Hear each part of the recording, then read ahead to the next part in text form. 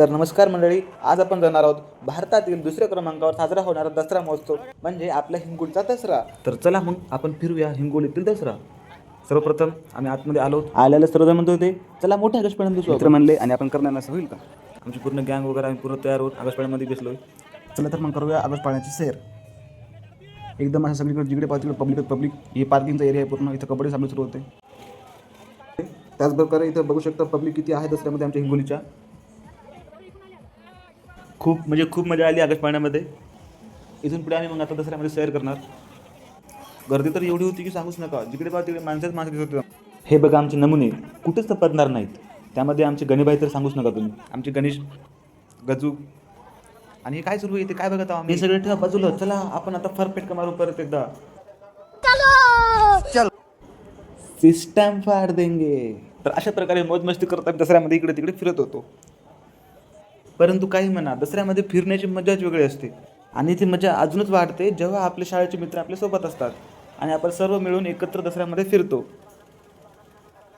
माझे तर फिरू पूर्ण पाय दुखत होते, पण माझ्या मित्रांचे तर काही सांगूच नका. ते म्हणत होते की अजून पण फिरायचं इकडं फिरायचं तिकडं फिरायचं.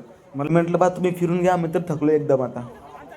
पण जेव्हा सर्व मित्र एकत्र असतात तेव्हा आपण शांत राहावं असं कधी होणारच नाही. म्हणून म्हणलं चला मग आपण अजून धिंगामस्ती करू याच्यामध्ये. असं करून आम्ही मग निघालो. तेवढ्यामध्ये एक जण म्हणाला की मला शॉपिंग करायची. तर मला चल तुला दुकानावर घेऊन जातो आणि त्याला घेऊन आलो. मग शॉपिंगचे अलग अलग कपडे वगैरे सामान. मग आम्ही ते दिलं सगळं सोडून बाजूला आणि नंतर म्हटलं चला आता भूक लागली काहीतरी खायला जाऊ.